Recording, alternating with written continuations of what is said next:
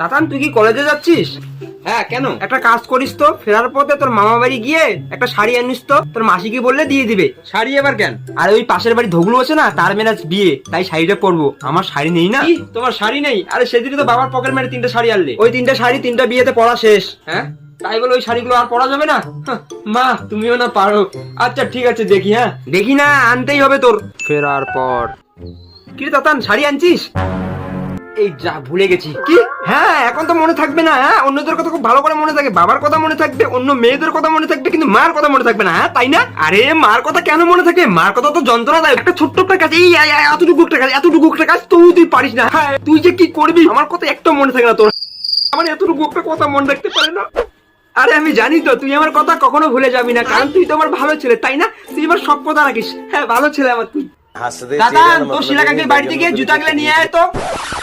না, আমি পারবো না।